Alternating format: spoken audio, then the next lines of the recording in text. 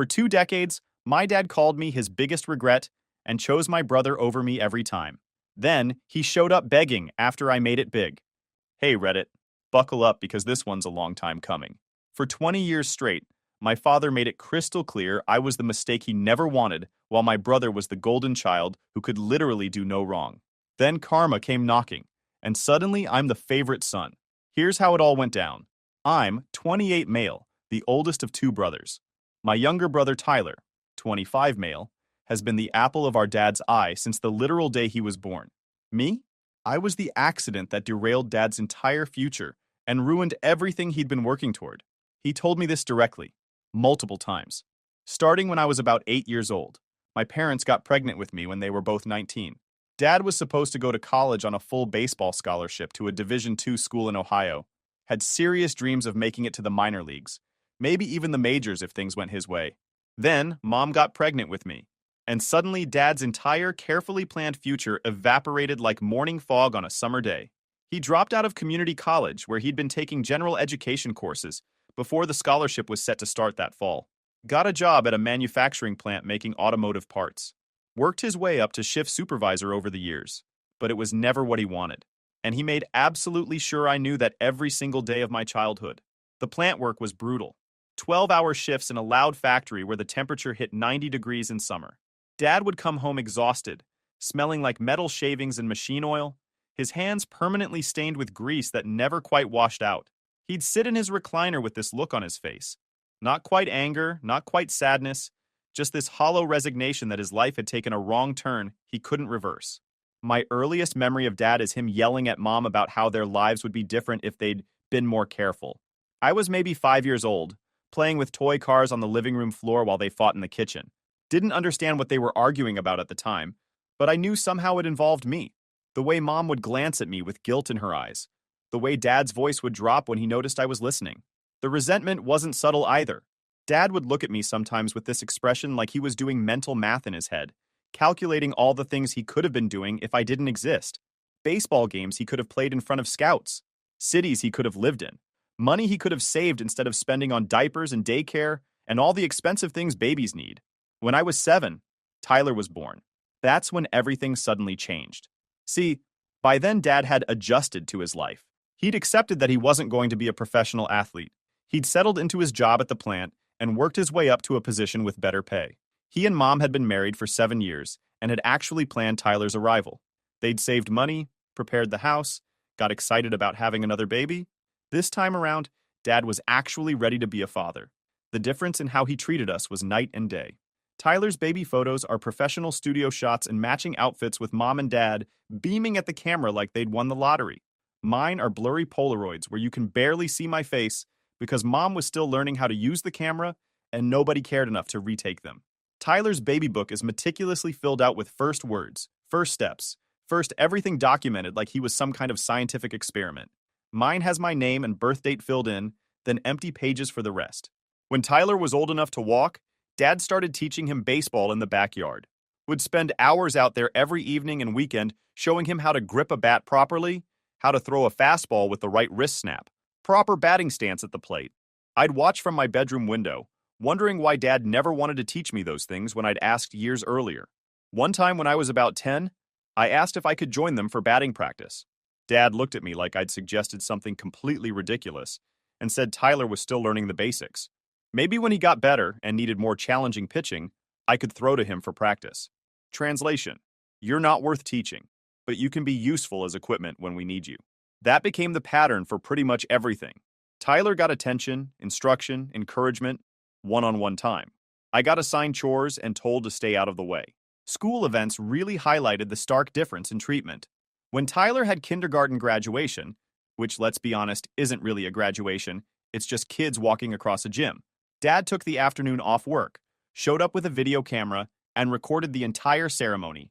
He was right up front, waving and giving Tyler thumbs up, staying after to talk with the teachers about Tyler's incredible progress in learning his ABCs. When I graduated middle school with honors, actual academic achievement, not just finishing kindergarten, Dad said he couldn't get off work and didn't even ask how it went when he got home that night. Just walked in, grabbed dinner, and asked Tyler about his baseball practice. I could have walked across that stage naked, and Dad wouldn't have known because he wasn't there. Tyler's first Little League game? Dad was there an hour early to help set up the field and drag the bases. Stayed after to talk with coaches about Tyler's natural talent and advanced baseball IQ, even though Tyler had struck out twice. Bought ice cream on the way home to celebrate, even though Tyler's team lost 7-2. The whole evening was about Tyler being part of a team and learning sportsmanship and all that parent stuff. My first high school football game where I actually played in the fourth quarter as a backup linebacker, Dad didn't come. Said he was tired from work, and football wasn't really his sport anyway. Never mind that I'd been excited all week about finally getting on the field. Never mind that I'd specifically asked him to be there. He was tired and football wasn't baseball, so it didn't matter. The excuses were always the same too. He was tired from work. He had things to do around the house. Football wasn't as interesting as baseball. Band concerts were too long. Academic competitions were boring. But baseball games for Tyler? Suddenly Dad had endless energy and interest. Suddenly he could take time off work. Suddenly sitting on metal bleachers for 3 hours was no problem at all. Mom tried to balance things out, bless her heart. She was working full-time as a dental assistant and didn't have enough hours in the day to make up for Dad's obvious favoritism. She'd come to some of my stuff when she could, always looking exhausted and guilty that Dad wasn't there. She'd apologize quietly, make excuses for him, promise he'd make the next one. He never did. "Your father loves you," she'd say every single time. "He just shows it differently." That's not showing love differently. That's not showing love at all. The verbal stuff got progressively worse as I got older and could actually understand what he was saying.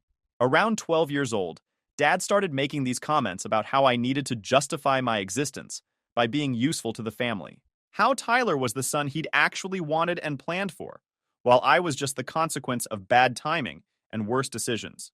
One night at dinner when I was 13, I mentioned getting a B+ on a really difficult algebra test. Had studied for hours. The class average was a C-, and I was genuinely proud of pulling a B+. Dad's response was to turn to 8-year-old Tyler and say, "See how your brother settles for good enough? You'll do better than that. You'll aim for perfection." Tyler was 8, hadn't even taken an algebra test, probably didn't even know what algebra was. But Dad still used my actual accomplishment as a teaching moment for why Tyler should exceed me in every possible way. When I made the varsity football team sophomore year as a backup linebacker, which was actually impressive because sophomores rarely made varsity, Dad's reaction was to ask if they were short on players that year. Like the only way I could have made the team was if nobody else wanted to play.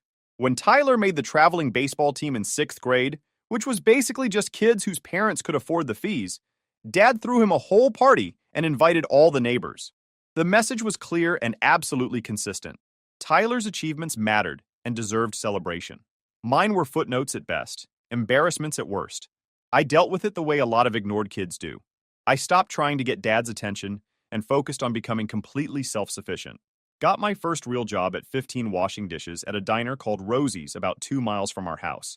Saved every single penny I earned. Started planning my exit strategy from that house the literal second I turned 18. The job at Rosie's was tough work. Showed up at 5 p.m., worked until closing around midnight, washing hundreds of dishes in scalding hot water that turned my hands red and wrinkled. My fingers would be pruned by the time I got home. But I didn't complain because that money was my ticket out.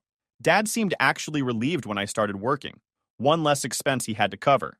Told me since I was earning money now, I should start contributing to household expenses. Started charging me $200 a month for rent as soon as I turned 16 and got my driver's license. Let me repeat that. My father charged his 16-year-old son rent to live in his own childhood home. Tyler never paid rent. Not when he turned 16. Not when he turned 18. Not when he was still living at home at 23 years old. But I had to contribute starting at 16 because apparently my existence was such a burden that I needed to start paying them back for the privilege of raising me. The financial double standard was absolutely constant. When my car broke down junior year, this beat-up Honda Civic I'd bought for $900 from a coworker's cousin, Dad said I'd have to figure it out myself since I had a job and should learn about car repairs. I ended up spending $300 I'd saved for college application fees to get the alternator replaced. When Tyler wanted a car for his 16th birthday, Dad co-signed a loan for a nearly new Ford Focus and helped make the monthly payments for the first year until Tyler got established. Tyler got established by totaling that Ford Focus 6 months later, driving too fast in the rain. Dad's reaction? Accidents happen. Let's get you something else. They bought him another car. College was the exact same story, just with bigger numbers that made the inequality even more obvious. I got into a decent state school with some scholarship money covering about half tuition, but I still needed substantial help with room and board and books and all the other expenses that add up when you're trying to survive as a college student. Asked Dad if he could help with anything, even just a couple $1,000s to get me started. His response? I was 18 now and needed to learn financial responsibility. Said taking out loans would teach me the value of money and build character. Said he'd done me a favor by not helping because now I'd appreciate my education more. The mental gymnastics were impressive, so I took out student loans. Lots of them. Federal loans, private loans, whatever I could qualify for. Took out loans and worked 2 jobs simultaneously to cover living expenses that the loans didn't touch. Worked overnight shifts at a warehouse from 11 p.m. to 7 a.m. loading trucks and moving pallets. Then, I'd go to morning classes running on pure adrenaline and exhaustion. Weekend shifts at a coffee shop from 6 a.m. to 2 p.m. meant I basically never had a day off. Functioned on 4 hours of sleep most days, sometimes less. My roommate freshman year thought I was a ghost, because I was never there when he was awake. I'd come back to the dorm at 8 a.m., sleep until noon, go to afternoon classes, study until my shift started, then do it all over again. The bags under my eyes were so dark, people asked if I was sick. Ate ramen and peanut butter sandwiches for probably 70% of my meals. Learned to make ramen interesting by adding whatever cheap vegetables were on sale. Frozen peas, canned corn, whatever. Peanut butter sandwiches on the cheapest white bread imaginable became my primary source of protein. My diet was approximately 60% carbs, 30% cheap protein, and 10% whatever vitamins I could get from the occasional banana. Wore the same 6 outfits over and over because I couldn't afford new clothes. Same 2 pairs of jeans alternating all week. Same 4 t-shirts in rotation. 1 decent shirt for presentations. My shoes literally had holes in the soles that I covered with duct tape because buying new ones meant choosing between shoes and textbooks. Watched other students go out on weekends, take spring break trips, join clubs and organizations. I couldn't afford any of it. Couldn't afford the dues, couldn't afford the time away from work, couldn't afford to be a normal college student doing normal college things. Tyler got into the same state school 3 years later with significantly worse grades and 0 scholarship money. His GPA was barely above the minimum admission requirement. His SAT scores were mediocre at best. He'd coasted through high school on Dad's constant excuses and Mom's enabling, never really applying himself to anything except baseball. Dad paid for everything without hesitation or conditions. Full tuition, every penny. Room and board in the newer dorms with air conditioning and private bathrooms. The premium meal plan with unlimited swipes. All his textbooks purchased new from the campus bookstore instead of used or rented. Even gave him $500 a month in spending money for going out with friends, buying whatever he wanted, living the actual college experience. Tyler joined a fraternity freshman year, $4,000 in dues that Dad paid without blinking. Went on spring break trips to Cancun and Miami that cost thousands more. Had a car on campus sophomore year, something most students couldn't afford. While I'd been eating ramen and working overnight, Tyler was living the college life that exists in movies and TV shows. When I asked why Tyler got a free ride while I had to take out $30,000 in loans that I'd be paying off for the next decade, Dad had his justification ready. Said Tyler had more potential, and it was worth investing in his future since he'd likely go on to do great things. Said I was already established with my engineering program and work history, so I didn't need help anymore. Said the loans would make me appreciate my degree more when I finally paid them off. Established. Potential. Appreciation. All these words that basically meant, Tyler is worth spending money on and you're not. I was a 21-year-old college student eating peanut butter sandwiches twice a day while working overnight shifts and going to classes exhausted. Tyler was 21 later and attending fraternity parties 3 nights a week with Dad's money. That was Dad's definition of us being in different positions that justified the completely unequal treatment. That's when I realized Dad wasn't ever going to see me as anything other than the mistake that derailed his life. Nothing I accomplished would matter, because in his eyes, I wasn't supposed to exist in the first place. I was a living reminder of everything he'd given up. So I stopped expecting anything from him. Stopped calling home except when Mom answered the phone. Stopped coming back for holidays unless Mom specifically asked, and even then I'd make excuses. Built a life that had absolutely nothing to do with Dad's approval, because I was never going to get it anyway. I graduated college with a degree in mechanical engineering, and a job offer already lined up before my final semester even ended. Got hired by a reputable manufacturing company in another state designing production equipment and automation systems for automotive assembly lines. The starting salary was decent, nothing spectacular, but enough to finally feel like I could breathe financially for the first time in years. Packed up my beat-up Honda Civic with everything I owned, which fit in the car pretty easily since I didn't own much beyond clothes, a laptop, some engineering textbooks, and basic kitchen supplies, and moved 8 hours away without any fanfare. Barely even said goodbye beyond a quick text to Mom, letting her know I'd arrived safely. Started building the life I actually wanted, instead of trying to fit into the one Dad had decided I wasn't worthy of being part of. The job was good. Nothing glamorous, but solid pay around $45,000 to start with decent benefits and clear room for advancement if I worked hard. I could afford my own apartment without needing roommates to split rent. Could buy groceries and eat real meals instead of surviving on ramen and peanut butter. Could start making actual payments on those student loans instead of just watching the interest accumulate month after month while I struggled. Meanwhile, Tyler bounced around for several years after college, like a pinball in a machine. Got a business degree, but couldn't hold down a job for more than 6 months at a time. Tried selling insurance, hated it within 3 months and quit. Tried real estate, attended one training class and decided it wasn't for him. Worked at a car dealership selling sedans, got fired after 6 months for missing too many days and showing up late constantly. Every single failed job, Dad had ready-made excuses. The boss was unreasonable and didn't appreciate Tyler's potential. The insurance industry was struggling because of market conditions. Real estate required too much self-motivation, and Tyler needed more structure. The car dealership had impossible sales quotas that nobody could meet. Always someone else's fault. Always external circumstances. Never Tyler's responsibility. But when I changed jobs after 2 years to get a better position with more pay and better projects, Dad said I was being flaky and needed to learn commitment. Said job hopping looked bad on a resume. Said employers wanted loyalty. This from the same man who made excuses for Tyler quitting 3 different jobs in 18 months. By the time I was 25, I'd gotten recruited to a major aerospace company based in the Southwest. Good salary, great benefits, interesting work on projects that actually mattered. Started working on military contracts, defense systems, satellite components. Bought my first house. Small 2-bedroom starter home. But it was mine. No roommates, no landlord, just my name on the deed. Around the same time, Tyler moved back in with our parents after his girlfriend kicked him out of her apartment for not paying rent. He was 22 years old, unemployed for the 3rd time in as many years, and crashing in his old childhood bedroom playing video games 18 hours a day, while Dad kept insisting he was between opportunities and figuring out his path. I visited Mom for her birthday that year. First time I'd been home in almost 18 months because I'd been actively avoiding going back. Walked in and found Tyler on the couch in the same sweatpants he'd probably been wearing for 4 days, playing video games at 2 o'clock in the afternoon on a Tuesday. Asked what he was up to, and he said he was networking online and exploring entrepreneurial opportunities.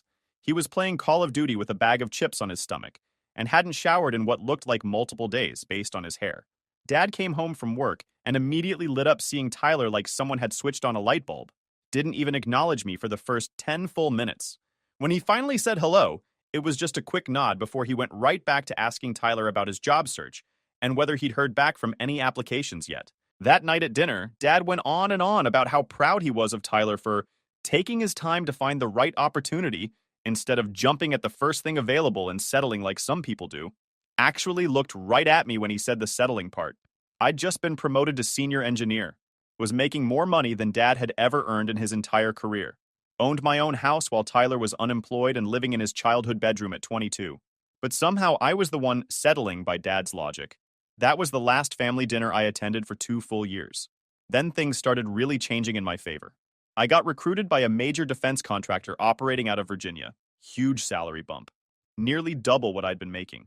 Stock options that would vest over 5 years. Company car. Moving expenses paid in full. The kind of job that gets your name mentioned in industry trade publications and conference programs. Started traveling for work constantly, meeting with military brass and government officials about weapon systems contracts worth hundreds of millions of dollars. Attended Pentagon briefings.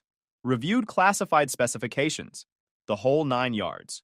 It was intense and stressful, but also incredibly validating to be trusted with that level of responsibility. Didn't tell my parents about any of it. Mom would occasionally hear through friends or distant relatives who'd seen something online and call to congratulate me. But I kept Dad on a strict information diet. He hadn't cared about my successes for the previous 25 years of my life. So why should he suddenly get to hear about them now? Tyler, meanwhile, was still finding himself at 24, had moved back in with our parents for the third time after losing yet another job, was working part-time at a sporting goods store folding t-shirts and restocking shelves, talking constantly about starting a business, flipping cars despite having zero money and zero mechanical knowledge about what made a car valuable. Dad was still making excuses for him like it was his full-time job. Tyler was entrepreneurial, had vision and ambition, just needed the right break to come along.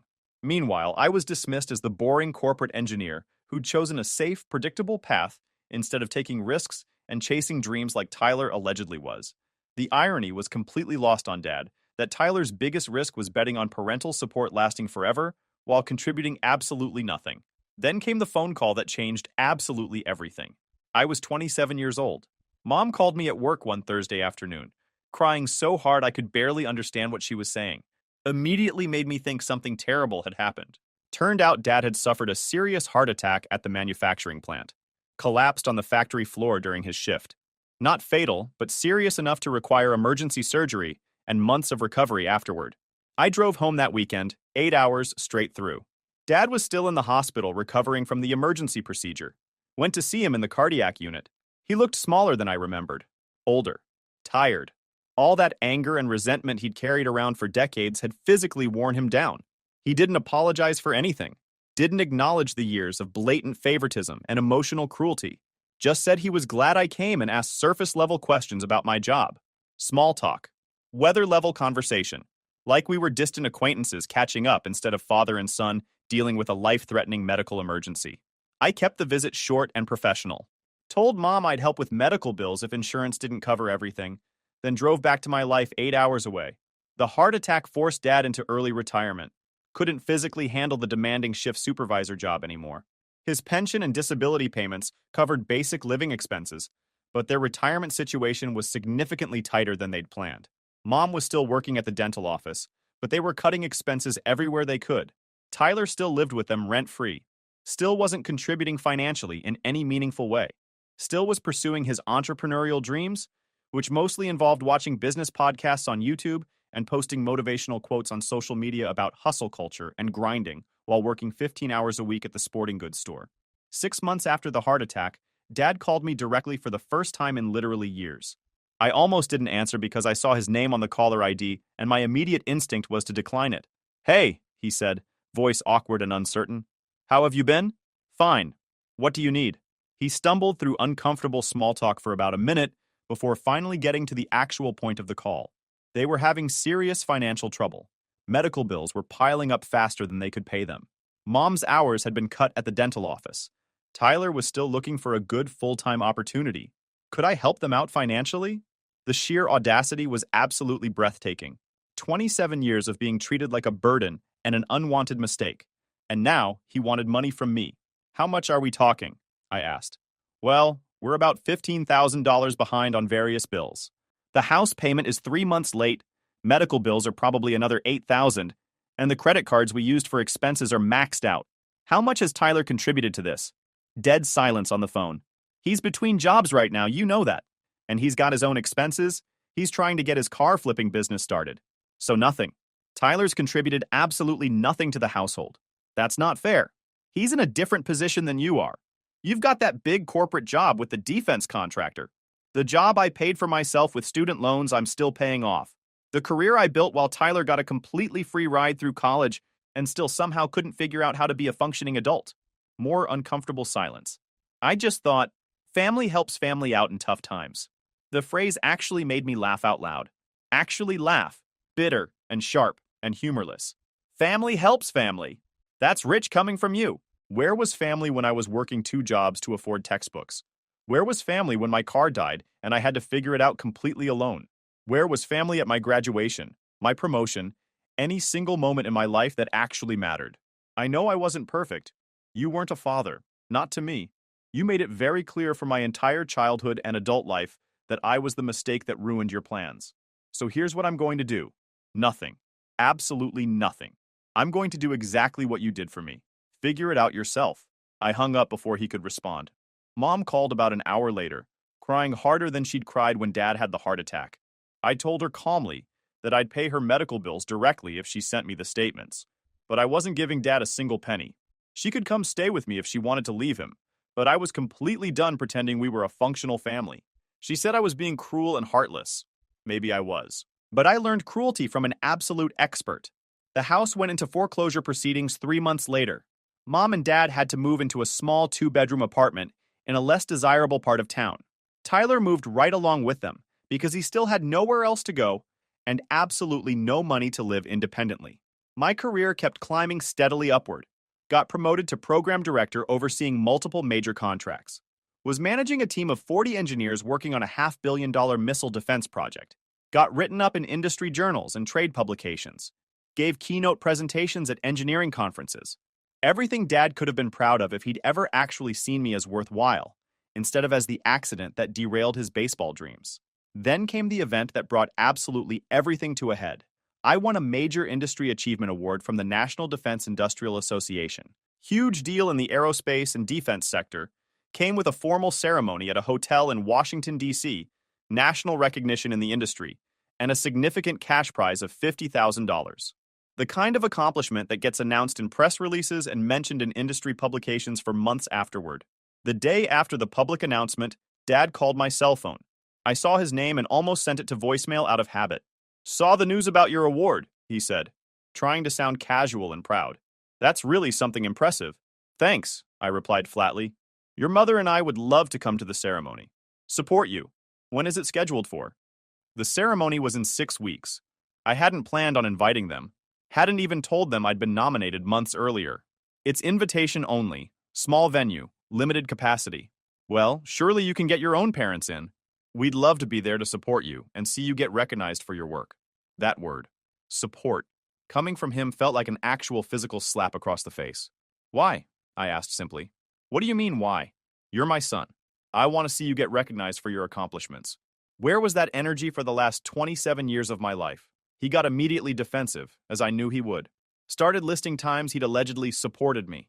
Came to some football games when he could get away from work. Helped me move into my first apartment once. Basic bare minimum dad stuff that he somehow thought balanced out decades of systematic emotional neglect and favoritism. "You told me I was a mistake," I said quietly but firmly. Multiple times. Starting when I was 8 years old. "You said Tyler was the son you'd actually wanted and planned for. You paid for his entire life. College, cars, rent, everything, while I worked for every single thing I got. You made it very clear where I stood in this family. I was frustrated back then. I was young and didn't know how to handle it. I didn't mean those things. Yes, you absolutely did. You meant every single word. And now that I've succeeded completely despite you rather than because of you, suddenly you want to be involved in my life? That's not fair." "Fair? You want to talk to me about fair? You charged me rent at 16 years old. You refused to help with college expenses. You skipped my graduation. You've missed every important moment of my life because you were too busy worshiping Tyler and making excuses for his failures. And now you want an invitation to my award ceremony? I'm your father. No, a real father shows up for his kids. A real father supports all his children equally. A real father doesn't spend 27 years making one son feel completely worthless while handing the other son everything on a silver platter. You're just the guy whose genetics I happen to share. That's the extent of our relationship. I want to make things right between us. You can't. Some things don't get fixed with an apology. You made your choices consistently for nearly 3 decades. Now you get to live with those choices." I hung up on him. Blocked his number in my phone. Blocked his email address. Didn't invite him to the ceremony. The award ceremony itself was absolutely incredible. My entire engineering team was there celebrating with me. My girlfriend Emily flew in from her job in Boston. Some old college friends I'd stayed close with made the trip to D.C.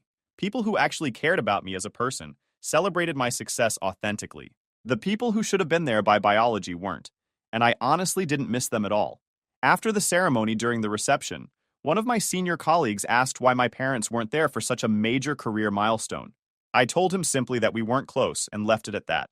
He looked genuinely confused and said his own father wouldn't have missed something like this for anything in the world. Must be nice to have that kind of father, I thought, but didn't say out loud. I posted exactly one photo from the event on social media. Just me holding the award plaque, smiling genuinely. Didn't mention who wasn't there or make any pointed comments. Didn't need to. Mom commented, So proud of you, sweetheart. No mention of dad whatsoever. Tyler didn't comment at all. Didn't even like the post. 2 weeks after the ceremony, Tyler called my cell phone out of nowhere. We hadn't spoken in over a year at that point. Hey man, congrats on the big award. That's really cool. Thanks, I said carefully. Look, I wanted to talk to you about something kind of serious. Dad's really struggling with what happened between you two. He feels terrible about everything. He should feel terrible. I know he wasn't perfect growing up, but he's still our dad, and he's really not doing well right now. The stress of everything, the financial problems, feeling like he's lost you, it's honestly killing him. And I think you should give him another chance. He genuinely wants to apologize, wants to try to build an actual relationship with you. He's different now. The heart attack changed him. Is he actually different? Or does he just want access to my money and my success now that I have both? Tyler got defensive immediately. Started saying I was being unfair and holding grudges and not understanding how hard things had actually been for Dad all these years. I let him talk himself completely out before responding calmly. Tyler, do you know why Dad treated us so differently our entire childhood? What do you mean? I was the unplanned pregnancy that ruined his baseball scholarship and his entire future. You were the planned son he actually wanted after he'd adjusted to his life. That's why you got absolutely everything while I got nothing. He resented me for existing and ruining his dreams. That's not, he never said anything like that to me. Of course he didn't. He said it to me. Multiple times over many years. You were the golden child who could do no wrong. So you never saw any of it. But I lived it every single day. Silence on the phone line. I honestly didn't know it was that bad for you. How could you know? You were too busy being the favorite and getting everything handed to you on a silver platter. More uncomfortable silence. What do you want me to say here? Nothing. I don't want anything from you. Just stop calling me about Dad and his feelings. His emotional state isn't my problem anymore. He made that choice a long time ago. We're still family, though. Family is supposed to be there for you when you need them. Where was family when I actually needed support? Now that I don't need anything from any of you, suddenly everyone wants a relationship? That's not how this works. So you're just going to cut us all off permanently? I didn't cut anyone off. I'm just done pretending we're something we never actually were. You all made your choices over and over for decades. Now you get to live with the natural consequences of those choices. I hung up. Haven't spoken to Tyler since that conversation. Mom and I still talk occasionally on the phone. She's caught in an impossible middle position, which I do feel somewhat bad about, but I'm absolutely not budging on Dad. She understands my position even if she wishes things could be different. She's made her choice to stay with him, and I've made my choice to maintain distance. Last I heard through Mom, Dad and Tyler are still living together in that small apartment. Dad's disability payments barely cover the basics of rent and utilities. Tyler finally got a full-time job working at a call center doing customer service, though he apparently still talks constantly about his business plans and entrepreneurial opportunities that never seem to materialize into anything real. They're struggling financially and emotionally. I'm not struggling at all. If you enjoyed this video, please hit that subscribe button. It really helps the channel and help us bring you more and better stories. Thanks.